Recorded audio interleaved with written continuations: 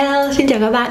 Video ngày hôm nay thì Hà muốn chia sẻ với mọi người những sản phẩm trang điểm, những sản phẩm make up có giá bình dân từ dưới 200.000 trở xuống, mà tác dụng của nó thì cũng gần như tương đương các sản phẩm có giá tiền cao hơn. Và Hà nghĩ rằng là đối với các bạn học sinh, sinh viên thì việc dành tiền ra để mua các sản phẩm high-end, các sản phẩm trang điểm đắt tiền thì cũng không thực sự cần thiết cho lắm. Tại vì tới cuối ngày thì mình cũng sẽ phải tẩy bỏ cái lớp make up đấy đi thôi. Hà mong rằng là video ngày hôm nay thì sẽ giúp được các bạn đang có nhu cầu tìm các sản phẩm trang điểm giá bình dân vừa phải mà cũng có công dụng gần như không nói, nếu như mà không muốn nói là y hệt như các sản phẩm high-end đắt tiền khác. Và nếu như mọi người cũng muốn chia sẻ các món đồ trang điểm dưới 200.000 cho các bạn cũng xem video ngày hôm nay biết thì hãy comment ở phía dưới để cho tất cả mọi người cùng đọc được nhé. Không nói dài dòng nữa, mình sẽ bắt đầu vào video luôn nhé.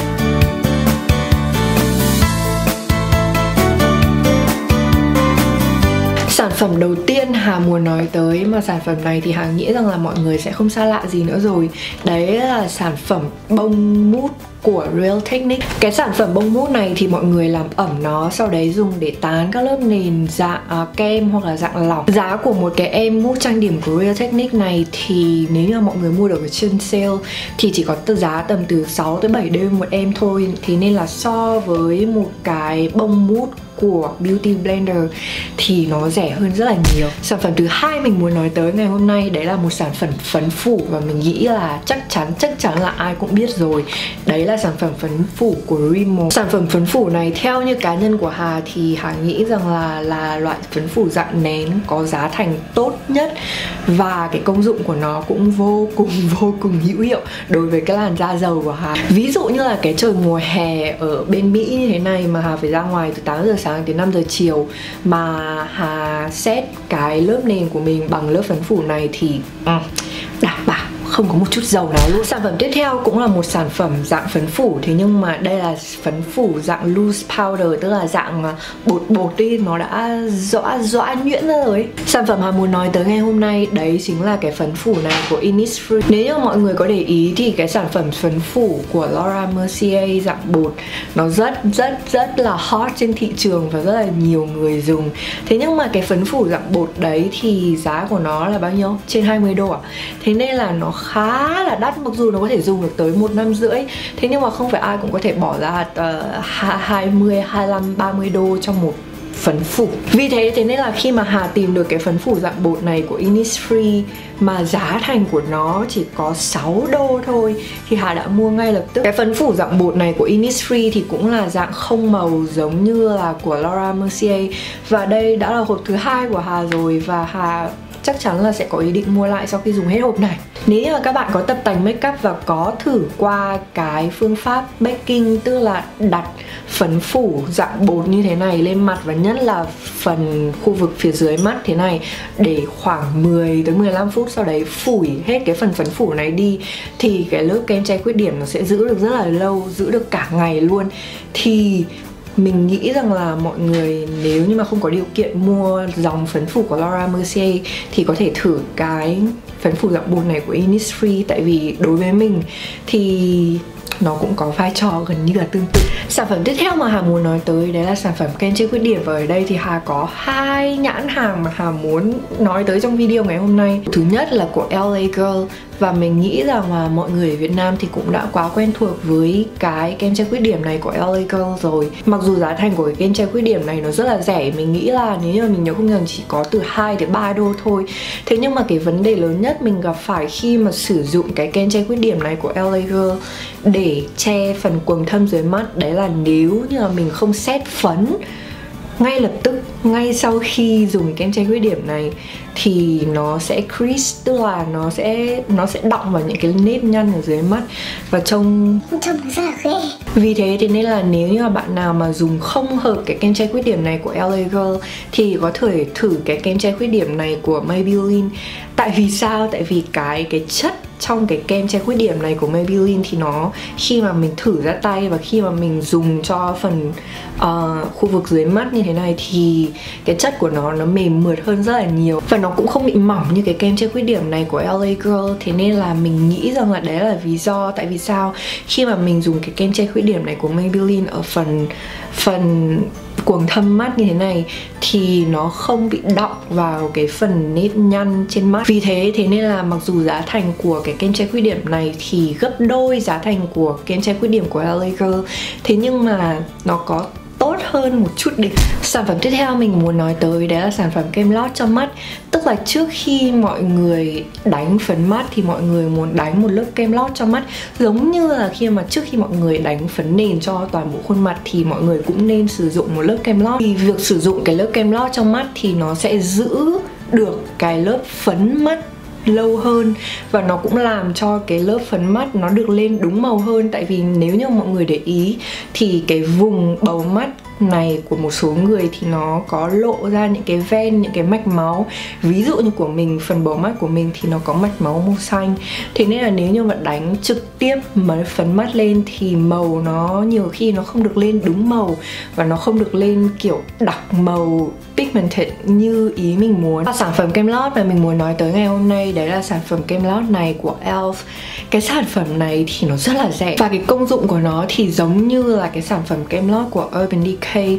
Tuy nhiên là cái chất lượng của nó thì tất nhiên là nó không thể được bằng cái kem lót của Urban Decay được rồi. Tại vì cái kem lót này thì giá của nó là 10 đô hay sao ấy. Còn cái kem lót này của ELF thì chỉ có 2 đô thôi. Cái chất của cái kem lót này của ELF thì nó mỏng hơn và nó có hơi lỏng hơn một chút, trong khi cái chất của kem lót của Urban Decay thì nó dày hơn và nó khô hơn rất là nhanh. Trong khi đối với cái này thì mọi người phải đợi một thời gian lâu hơn một chút để nó khô, sau đấy mới đánh màu mắt lên được. Tuy nhiên suy cho cùng thì cả hai cái này đều chỉ là kem lót thôi, và nó có công dụng như nhau. Thế nên là việc mọi người bỏ tiền ra mua một cái kem lót 3 đô hay là bỏ tiền ra mua cái kem lót 10 đô thì khi mà đánh lên cũng có ai biết đâu. Sản phẩm tiếp theo là một sản phẩm kem dưỡng, và đây là sản phẩm kem dưỡng của Maybelline. Cái sản phẩm này thì Hà cũng không biết rằng là đây là thỏi thứ mấy Hà dùng rồi. Thế nhưng mà Hà cứ hết là lại mua. Và một thỏi như thế này nếu như mà mọi người dùng hàng ngày thì mình nghĩ là phải 6-8 tháng, có khi hơn 8 tháng mới hết được. Lý do mình thích cái thỏi kem dưỡng này của Maybelline là tại sao? Tại vì nó có độ SPF. Mọi người đi ra ngoài đường thì mọi người không chỉ bôi kem chống nắng cho toàn da mặt, mà mọi người cần cả kem chống nắng cho đôi môi mình nữa. Buổi tối thì các bạn có thể dùng bất kỳ loại kem dưỡng nào cho môi, không quan trọng, mọi người thích cái gì thì dùng cái đấy. Thế nhưng mà khi tới ban ngày thì mọi người nên dùng kem dưỡng có chứa SPF, và cái kem dưỡng này của Maybelline thì có chứa SPF 20. Sản phẩm tiếp theo Hà muốn nói tới đấy là một sản phẩm không hoàn toàn là make up nhưng mà lại cũng khá liên quan tới make up. Sản phẩm này thì rất là cần thiết nếu như mà các bạn không có tới độ 100-200 cây chổi trang điểm. Lấy ví dụ như là khi các bạn đánh màu mắt chẳng hạn, mà mọi người chỉ có 2 hoặc là 3 cái chổi để đánh màu mắt thôi, trong khi mọi người muốn đánh một cái màu mắt nó rất là lồng lộn, nó giống như kiểu chim cánh cụt, cái con chim mà nó xòe cánh ra rất là đẹp ấy, đấy, không, chim công phượng gì đấy. Đấy, mọi người lại muốn cái màu mắt nó giống như con chim công ấy chẳng hạn, thì sau khi dùng chổi nhúng vào một cái màu đánh lên mắt thì tất nhiên là mọi người muốn có một cái nước rửa chổi để cái chổi của mình nó sạch cái màu mắt đấy đi, để nhúng vào một cái màu khác, chứ không thì nhúng từ màu này sang màu kia thì nó trộn hết màu mắt lại với nhau thì còn gì là đẹp nữa. Và tất nhiên là sau mỗi lần trang điểm thì mọi người cũng nên tẩy rửa chổi bằng những cái dung dịch tẩy rửa chổi nhanh như thế này, tại vì không phải lúc nào ai cũng có thời gian để tẩy 10 cái chổi. Không có ai có thời gian như thế cả. Và giá của cái lọ này thì nó cũng chỉ có dưới 5 đô thôi, mà cái công dụng của nó thì rất là ổn. Dung tích của nó thì là 60ml, và nếu như mọi người thường xuyên sử dụng hàng ngày thì cũng phải mất tới 3-4-5 tháng mới có thể hết được một cái lọ như thế này. Việc giữ gìn chổi trang điểm luôn luôn sạch, tại vì chổi trang điểm nó trực tiếp động tới cái làn da công chúa của mình là rất quan trọng. Thế nên là mình cực kỳ khuyên là mọi người nên có một cái loại dung dịch tẩy chổi trang điểm ngay lập tức và khô ngay lập tức như thế này. Tiếp theo mình muốn nói tới ngày hôm nay đấy là một sản phẩm dành cho lông mày. Mặc dù cái sản phẩm này thì nó không phải là sản phẩm mình rất vô cùng yêu thích. Thế nhưng mà giá của nó thì dưới 200.000, thế nên là mình đã quyết định cho vào video ngày hôm nay. Sản phẩm lông mày này là của Colourpop. Bút kẻ lông mày này của Colourpop thì cũng có cái đầu spoolie và cái đầu kẻ lông mày thì nó cũng rất là nhỏ. Tuy nhiên cái nhược điểm của sản phẩm này đấy là một khi mà mọi người đã vặn cái phần bút kẻ lông mày lên rồi thì sẽ không thể vặn xuống được. Nên là dùng từng nào thì vặn lên từng đấy thôi. Nếu như bạn nào mà không thích bút kẻ lông mày như thế này thì có thể sử dụng cái loại kẻ lông mày dạng gel như thế này. Colourpop cũng có và mình nhớ là giá của sản phẩm này là 6 đô. Tuy nhiên thì đối với bất kỳ sản phẩm dành cho lông mày dạng gel mà để trong cái hũ như thế này thì đều cần một cái chổi. Thế nên là nếu như mà các bạn không có một cái chổi mà có đầu nhọn, vát và vô cùng mỏng như thế này thì cũng sẽ rất là khó khăn nếu như mọi người muốn sử dụng những cái sản phẩm dành cho lông mày dạng gel. Sản phẩm tiếp theo mà Hà muốn nói tới ngày hôm nay đấy là một sản phẩm mà Hà nghĩ là đã rất là hot trong một tháng qua. Đó là sản phẩm son của Trang Makeup hợp tác với Roto Việt Nam. Thỏi son này thuộc dạng lip lacquer và khi lên môi thì nó mềm và mượt và trơn. Và cái chất của nó tuy là không phải liquid lipstick, tức là khô ngay lập tức và mọi người có ăn, có hôn, có làm gì thì nó cũng không bị mất màu. Nó không phải như thế. Nhưng mà chính vì thế mà mình lại rất là thích mấy thỏi son này, tại vì nó không làm môi mình khô và nó không làm lộ rãnh môi của mình. Và khi mà mọi người nhìn vào thì cái chất son của nó gần như là lì vậy. Mặc dù không phải là lì vô cùng lì hẳn đâu. Nó chỉ hơi lì thôi và nó không bóng. Thế nên là đối với những bạn nào mà thích son hơi lì hoặc lì, không thích son bóng và không thích son liquid lipstick tại vì nó quá khô trong môi thì đây là lựa chọn rất là hoàn hảo. Và giá của nó thì như mọi người biết đấy, 125.000 thì phải. Hà nghĩ là giá thành cho một thỏi son như thế này thì rất là rẻ. Và đặc biệt là ba cái màu mà Trang hợp tác cho ra cùng với Roto thì hoàn toàn là cái ba cái màu mà mọi người có thể sử dụng được trong trang điểm hàng ngày. Sản phẩm tiếp theo lại là một sản phẩm son nữa, nhưng mà cái sản phẩm son này thì nó đặc biệt hơn một chút. Đấy là tại vì cái sản phẩm son này là cái màu son metallic. Đây là thỏi son metallic liquid lipstick của Wet n Wild. Mặc dù ở đây nó ghi là liquid lipstick, thế nhưng mà khi mà mọi người bôi lên môi thì nó không hề khô lại và nó cũng không hề lì một chút nào. Tuy nhiên thì cái dòng son liquid lipstick này của Wet n Wild thì nó là dòng son metallic, tức là cái màu của nó óng ánh. Vì thế nên là Hà rất thích. Và giá của nó thì mọi người biết rồi đấy, Wet n Wild là một cái nhãn hàng bình dân ở Mỹ mà rất là rẻ và nó chỉ có 5 đô thôi. Chắc là mọi người đang tự hỏi là tại sao mà Hà lại đi thích một cái màu son metallic óng ánh điên đảo như thế này. Thì đấy là tại vì Hà kỳ cục. thứ nhất là mọi người có thể sử dụng những cái dòng son này để đánh vào ngay phía chính giữa môi. Nó làm cho môi của mọi người trông đầy đặn hơn và trông nó rất là đẹp ý. Những cái màu son như thế này mà mọi người muốn bôi toàn bộ môi cũng rất là đẹp nếu như mà cái kiểu trang điểm của mọi người là kiểu trang điểm lễ hội hoặc là đi biển hoặc là đi chơi buổi tối. Rất là đẹp. Ngoài ra thì Hà còn phát hiện ra một công dụng nữa của cái thỏi son này, đấy là đánh lên mắt. Tại vì sao? Tại vì nó là son metallic, tức là cái độ óng ánh của nó vô cùng óng ánh luôn ý. Thế nên là những cái lúc mà Hà cần có một chút óng ánh nhóng nhánh ở giữa mắt hoặc là ở khóe mắt thì Hà chộp luôn cái này lên mắt và nó vô cùng óng ánh luôn. Vì nó là son chứ nó không phải là phấn mắt, thế nên là khi mà bôi lên mắt thì nó lóng lánh nhiều hơn và nó tạo cái cảm giác hơi ướt làm mắt mình trông nó long lanh hơn ý.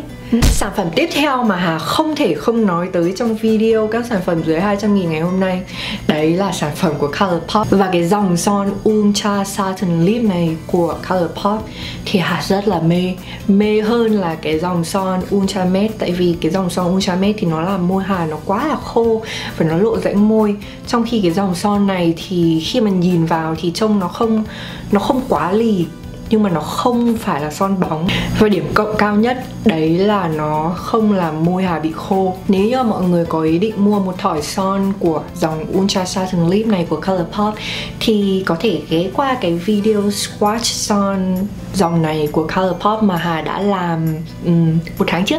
Sản phẩm cuối cùng trong video ngày hôm nay là một sản phẩm Hà không nhớ rõ là nó 200.000 hay là nó là 250.000.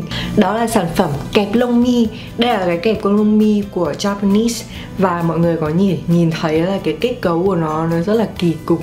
Thế nhưng mà chính vì cái kết cấu như thế này thì nên là mọi người có thể dễ dàng cho vào túi đựng để đi du lịch. Khi cái kẹp mi bình thường của các hãng khác thì nó cái hình hài của nó thì nó chọc chĩa lung tung nhiều phía, tức là nó không flat, tức là nó không phẳng.